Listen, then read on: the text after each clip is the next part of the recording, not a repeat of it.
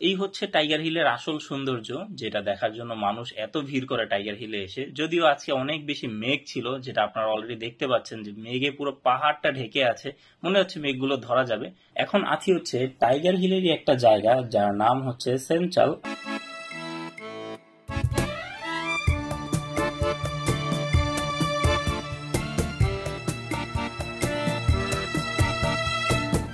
মানে আমি দাঁড়িয়ে দাঁড়িয়ে এই ভিউটা এনজয় করতেছি। হোমস্টে থেকে এত সুন্দর ভিউ, দেখেন জানলা থেকে বের হয়ে আছে এরকম ফিল হচ্ছে।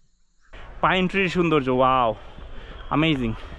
পাইন ট্রির টেক্সচার দেখছেন কত জোস, এগুলো কিন্তু মশ। এবার লিটারেলি মজা না, এবার সত্যি বুঝতেছি না কোন দিকে যাবো, হারাই গেছে এরকম লাগতেছে। Good morning from Darjeeling.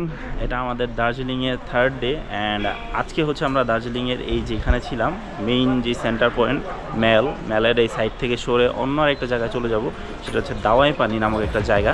Darjeeling centre থেকে 20 কিলোমিটার দূরে প্রাকৃতিক সৌন্দর্যে ঘেরা অপূর্ব এক স্থান দাওয়াই পানি। মূলত দাওয়াই পানি গ্রামের পাশ দিয়ে বয়ে যাওয়া নদী, যার নাম খোলা। সেই নদী দিয়ে একসময় ঔষধি জল বয়ে যেত, যার জন্য এই গ্রামটির নাম দেওয়া হয় দাওয়াই পানি। দাওয়াই পানির প্রাকৃতিক সৌন্দর্য যে কাউকে অনায়াসে মুগ্ধ করে দেবে। तो पावंदा हम आप किधर किधर घूमते हुए जाएंगे?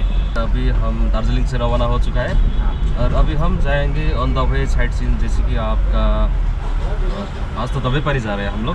आज आपको साइट सीन देखने के लिए मिलेगा आपको लामाहट्टा और वो गुम्मा डारा व्यू पॉइंट, जो कि तिंचल में पड़ता है। वहाँ पे बहुत ही अच्छा टी गार्डन है। बहुत ही बढ़िया।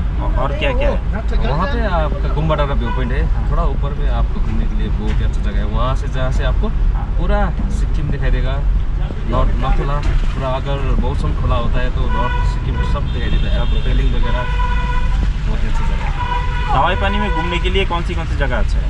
दवाई पानी में तो घूमने की जगह तो नहीं है उधर, क्या सिर्फ रेस्ट करने के लिए, ऐसा चिल करने के लिए? हाँ, रेस्ट करने के लिए वहाँ पे बहुत ही बढ़िया है, एकदम पीसफुल एरिया है। पीसफुल एरिया है। पीसफुल है, ऊपर है ना, बहुत ऊपर है। हाँ, बहुत ही ऊपर, एकदम दार्जिलिंग आपको ऐसे दिखाई देगा, सामने में दिखाई देगा। और फर्स्ट ऑफ ऑल वहाँ पे क्या है कि आपको सनराइज सनसेट ये सब दिखने के लिए, दिखने के लिए मिलेगा। और वहाँ से कंचनजंगा व्यू बहुत ही बढ़िया दिखता है। सही, जो कि दार्जिलिंग से भी नहीं दिखता है। ठीक, इतना बढ़िया दिखता है। সো ভিউয়ার্স, দাওয়াই পানি যেতে যেতে অন দা ওয়েতে ভাবলাম আপনাদেরকে একটু টাইগার হিল থেকে ঘুরিয়ে নিয়ে আসি। যদিও টাইগার হিলটা আমাদের দার্জিলিং সাইট সিনে দেখানোর কথা ছিল, বাট আনফরচুনেটলি আমরা সেখানে তখন যেতে পারিনি। সো আজকে যাচ্ছি। আর এখন আমার হাতে যে দুটো টিকিট দেখতে পাচ্ছেন, এটা হচ্ছে দার্জিলিং এর টাইগার হিলে ওঠার জন্য এন্ট্রি পাস। একটা হচ্ছে 50 রুপির, একটা হচ্ছে 20 রুপির। অবশ্যই প্রত্যেকের জন্য এই দুটো এন্ট্রি পাস নেওয়া বাধ্যতামূলক। সো আমরা এখন টাইগার হিলে উঠতেছি। আপনারা টাইগার হিলের এই আঁকাবাঁকা সুন্দর রাস্তাটাকে এনজয় করতে থাকুন।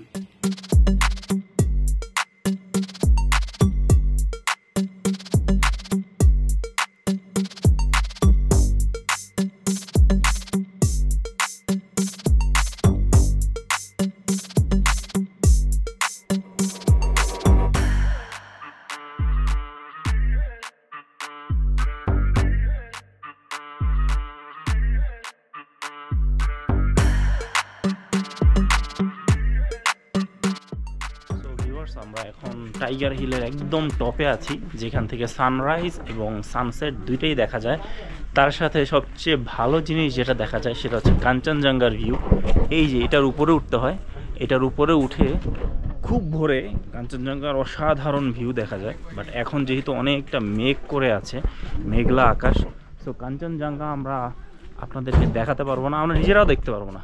কিন্তু এই যে সামনে মেঘগুলো যেভাবে উড়ে যাচ্ছে, অনেক সুন্দর লাগছে। যে দেখুন মেঘগুলো কিভাবে উড়ে যাচ্ছে। We are touching the cloud. আমরা মেঘ ধরতেছি। I eat rice. আমি ভাত খাই। সো ভিউয়ার্স, এই হচ্ছে টাইগার হিলের আসল সৌন্দর্য, যেটা দেখার জন্য মানুষ এত ভিড় করে টাইগার হিলে এসে। যদিও আজকে অনেক বেশি মেঘ ছিল, যেটা আপনারা অলরেডি দেখতে পাচ্ছেন যে মেঘে পুরো পাহাড়টা ঢেকে আছে, মনে হচ্ছে মেঘগুলো ধরা যাবে। মেঘগুলো না থাকলে কাঞ্চনজঙ্ঘাটাকে এত সুন্দরভাবে দেখা যায়। আর কাঞ্চনজঙ্ঘাকে আরো ভালোভাবে দেখার জন্য এই যে বাইনোকুলার গুলো আছে, আর এই বাইনোকুলার গুলোকে দিয়ে কাঞ্চনজঙ্ঘা আরো ক্লিয়ার ভাবে দেখা যায়। তো চলুন এখন টাইগার হিলের একটা ছোট্ট টাইম ল্যাপস দেখে আসি।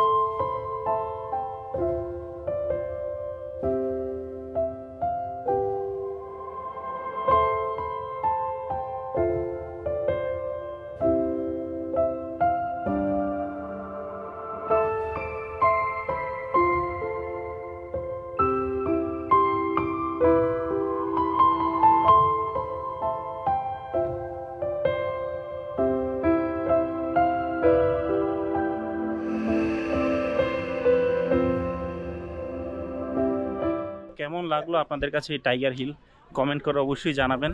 আর টাইগার হিলে একটু সময় নিয়ে আসবেন, কারণ এখানে অনেক টাইম কনজিউম হয়, আপনার এখান থেকে যেতে ইচ্ছা করবে না আর কি। টাইগার হিল থেকে এখন নেমে যাচ্ছি, এখন যাব হচ্ছে আমাদের যেই দাওয়াই পানিতে যাওয়ার কথা ছিল সেই দাওয়াই পানিতে। অ্যান্ড দাওয়াই পানিতে যাওয়ার আগে আমরা বিভিন্ন লোকেশন ঘুরে যাব। অ্যান্ড লামাটি নামক একটা জায়গা আছে, এটা হচ্ছে ইকো পার্ক আই থিঙ্ক, এটার মধ্যে লেক আছে অনেক সুন্দর ছোট্ট, সো ওগুলো ঘুরে যাব। টি ফরেস্ট আছে, ওইটাও ঘুরে যাব। সো ওইখান থেকে ঘোরাঘুরি শেষ করে একবারে তারপরে যাবো হচ্ছে দাওয়াই পানি আমাদের হোমস্টেতে। সো ওইখানে আমরা লাঞ্চ করব, ডিনার করব, সব কিছু এখানে হবে। সো চলুন ভিউয়ার্স, এখন আছি হচ্ছে টাইগার হিলেরই একটা জায়গা যার নাম হচ্ছে সেমচাল। আর এই সেমচাল জায়গাটা অনেক সুন্দর, মানে এর প্রাকৃতিক সৌন্দর্য আপনাকে মুগ্ধ করবে অবশ্যই। টাইগার হিল যেতে যেতে আপনারা এই জায়গাটাতে নেমে কিছু মুহূর্ত ক্যামেরাবন্দি করতে পারেন।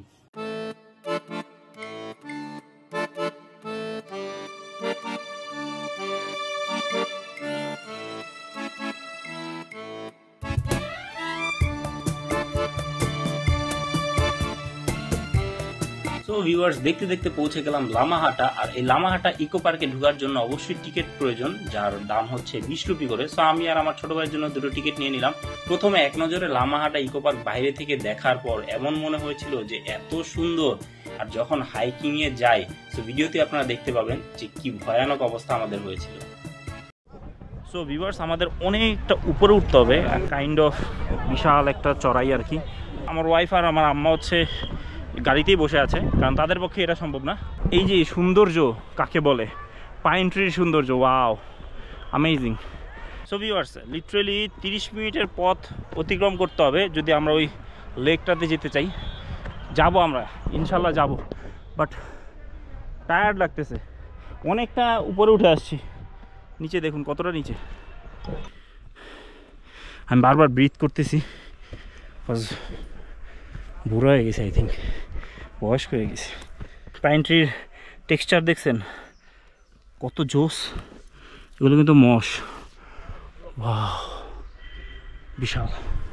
যারা হাইকিং পছন্দ করেন মেনলি তারা, হ্যাঁ, এই লামাটা আসলে অবশ্যই এই যে পাইন ট্রিতে ঘেরা ইকো পার্কটা সম্পূর্ণ উপরে উঠবেন, কারণ এটাতে উঠলে যারা হাইকিং লাভার্স, অন্য কেউ না কিন্তু, তাদের মন ভরে যাবে অসাধারণ এই বিউটি দেখে।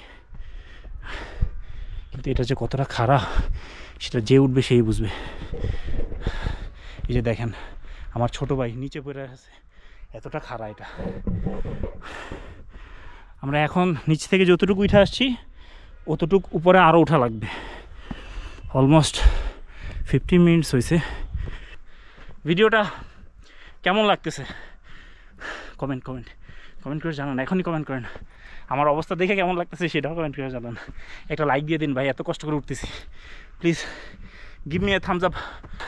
দিয়েছেন, থ্যাংক ইউ। আর জায়গাটা অনেক নিরিবিলি, দেখেন আমি একটা জোরে চিৎকার দিই, ও অন্তর, আমরা তো হারা গেছি রে। হায় হায়, এখন কী হবে, নামবো কী হবে, শেট, হায় হায় আল্লাহ, হারা গেলাম। चले एक काम कर, 50 रुपया काट ओवर एक्टिंग की वजह से। चलें ऊपर जी।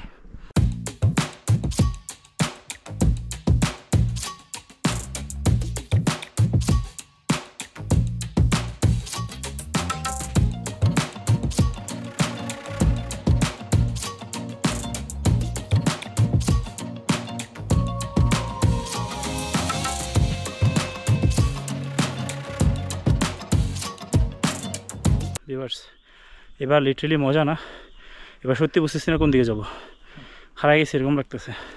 মানে ওই খুঁজে পাচ্ছি না, লেক কত ফুট উঁচুতে উঠলাম সে নির্দিষ্টভাবে বলা অসম্ভব, কিন্তু এখন একটু ভালো লাগতেছে, কারণ সমতল ভূমি তো, এই যেখানে সমতল ভূমি আর হচ্ছে বাতাস আসতেছে ফুরফুরে, এটা একটু মধুর সময় এরকম মনে হচ্ছে।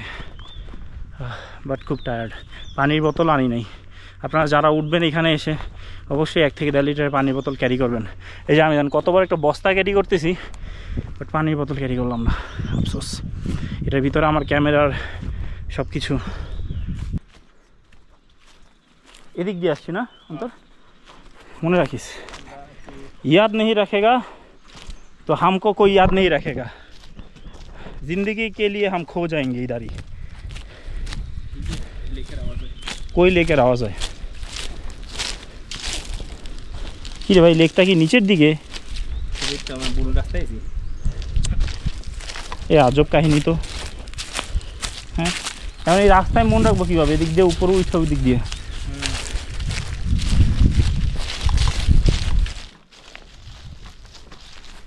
কারণ লেক যদি কোনো মানুষ হইতো তাহলে না ডাক দিতাম, এ লেক তুই কই আসস, সারা দে।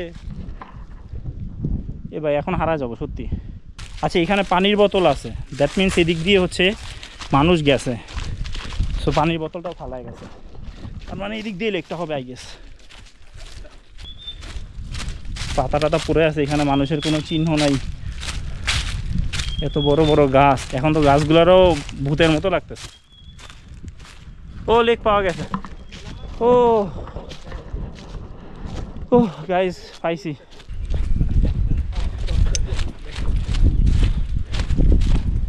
সো ভিউয়ার্স, এই যে আপনাদের সামনেই লেকে এখন পানি নাই, পানি শুকে একদম নাই হয়ে গেছে, কমে গেছে। এটাই সেই লেক। আমি ভাবছিলাম অনেক সুন্দর হবে, এই লেকের জন্য আমি এত কষ্ট করলাম, এত কষ্ট করে হাইকিং করে এত উপরে উঠলাম। দেখেন গাইস, এটা কোনো লেক হলো? এই যে মরা ধরা, ওয়েস্ট অফ টাইম। যাক, কেমনে হাইকিং করে ভালো লাগলো। যারা হাইকার আছেন, হাইকিং পছন্দ করেন, আসবেন, হাইকিং করে যাবেন। বাট এখন ফিরতে হবে, চলো অন্তর এবার ফিরি।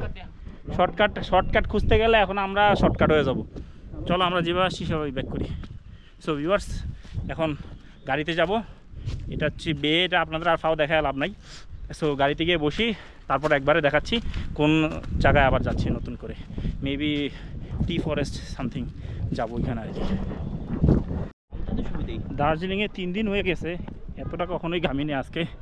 এখন যতটা ঘামলাম, তাও আবার এটাতে উঠতে গিয়ে নামতে গিয়ে পুরো বেকার একটা সিচুয়েশান। আমি ভাবছিলাম লেকটা আমাকে স্যাটিসফাই করবে, বাট স্যাটিসফাইড তো হলামই না, বরং টায়ার্ডনেস নিয়ে আসলাম। আর কতগুলা 2-3টা স্পট হয়তো বা দেখবো, এখন সেগুলো দেখতে পারবো কি না মনে হচ্ছে না, কারণ অনেক টায়ার্ড লাগছে। আই থিঙ্ক টি ফরেস্টটা দেখেই চলে যেতে হবে। সো ভিউয়ার্স, এই মুহূর্তে আমরা গুম্বাডারা ভিউ পয়েন্ট দিয়ে যাচ্ছি। এটা গুম্বাডারা টি গার্ডেনও, এটার চারদিক দিয়ে শুধু আঁকাবাঁকা রাস্তা, আর মাঝখান দিয়ে অনেক সুন্দর টি ফরেস্ট বা টি গার্ডেন, যেটা আপনারা বলুন। এটা দেখতে অনেক সুন্দর লাগে, পাহাড়ের খুব উঁচুতে এই টি গার্ডেনটা অবস্থিত। আর এখান থেকে খুব সুন্দর ভিউ দেখা যায়। এখান থেকে দাঁড়িয়ে নর্থ সিকিমও দেখা যায় যদি ওয়েদার ভালো থাকে, তবে দেখার জন্য বায়োনোকুলার অবশ্যই প্রয়োজন হয়। এখানে অসংখ্য পর্যটক এসে ভিড় করে, সো আপনারা এটার ভিউ এনজয় করতে থাকুন।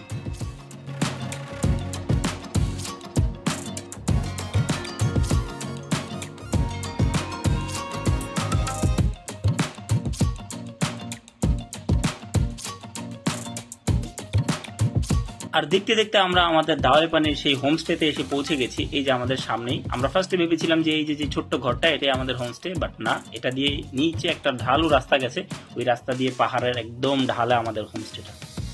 এই যে এখান থেকে কি অসাধারণ একটা ভিউ দেখা যাচ্ছে। আর রুম থেকে কি ভিউ দেখা যায় সেটা আপনাদের দেখাই, আগে রুমটা দেখাই চলো। এই যে ছোট্ট ছোট্ট রুম, সেটা হচ্ছে আমাদের রুম, ডাবল বেড। ওয়াশরুমটাও কিন্তু অনেক সুন্দর, নিট অ্যান্ড ক্লিন, খুব সুন্দর। যাই হোক, এই যে দেখেন রুম থেকে কি একটা মারাত্মক ভিউ দেখা যায়। ওয়াও, তাই না? খুব সুন্দর না? অনেক সুন্দর। এখান থেকে সোজা ঠিক এই বরাবর কাঞ্চনজঙ্ঘা দেখা যায়। এখন যেহেতু অনেক মেঘ, সো কিছুই দেখা যাবে না। সো এই ভিউটার জন্য একটা লাইক অ্যান্ড কমেন্ট করে দিন। সো আমরা এখন হচ্ছে লাঞ্চ সেরে আসি। মজা লাগে হোমস্টেগুলো হয় এরকম যে মানে আপনি কোনো আত্মীয়র বাসায় গেছেন, সে রান্না করে খাওয়াচ্ছে এরকম। সো টেস্ট হয়ে গেল, রান্না বাঙালি খাবার ছিল, ভাত ছিল, ডিম ছিল, ভর্তা ভাজি ছিল, আলু ভর্তা ছিল, সো ডাল ছিল, মজাই ছিল, সব কিছু অ্যাভারেজ মজাই লেগেছে। সন্ধ্যা বিকালে maybe I think barbecue party হতে পারে, মানে আমাদের জন্য স্পেশালি করানো হচ্ছে। তারপরে হচ্ছে এগুলো ছাড়া ডিনারে মেবি মুরগি গরু কিছু একটা থাকবে, কিন্তু গরু তো থাকবে না, কজ বুঝতেই তো পারতেছেন। অ্যান্ড মানে আমি দাঁড়িয়ে দাঁড়িয়ে এই ভিউটা এনজয় করতেছি। হোমস্টে থেকে এত সুন্দর ভিউ, দেখেন জানলা থেকে বের হয়ে আছে, এরকম ফিল হচ্ছে। নাইস, এটা কিন্তু খুব সুন্দর। এরকম কটেজগুলো ওই যে দূরেও দেখতে পাচ্ছেন, ওইখানেও আছে, ওই যে এখানেও দেখেন আরেকজন কটেজে দাঁড়িয়ে আছে, কোনো এক মহিলা হবে।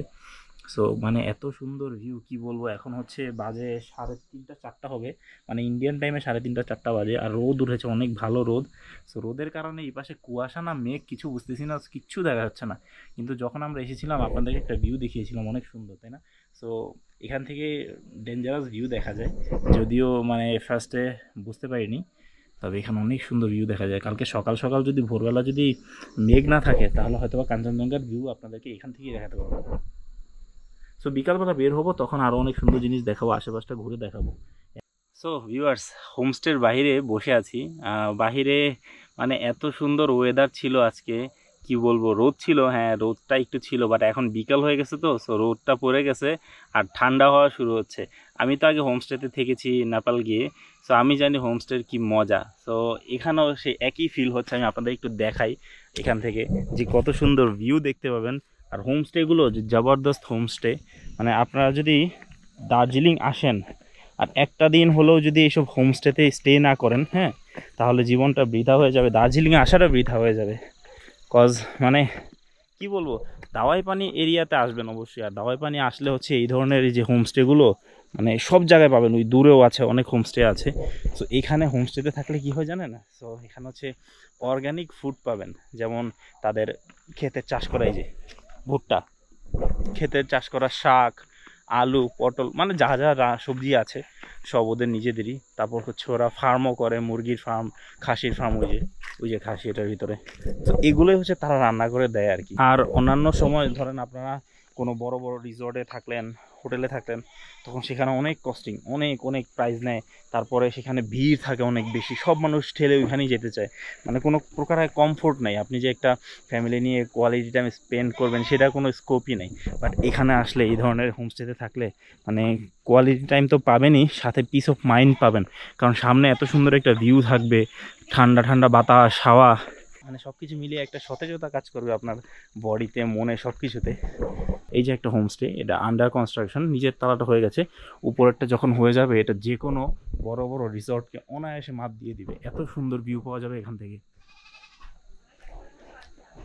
4 জনের জন্য খাবার প্লাস থাকা প্রাইসটা এই যে এখানে আমি মেনশন করে দিচ্ছি, দেখুন এখানে উঠতেছে। সো এইটা খরচটা পড়বে।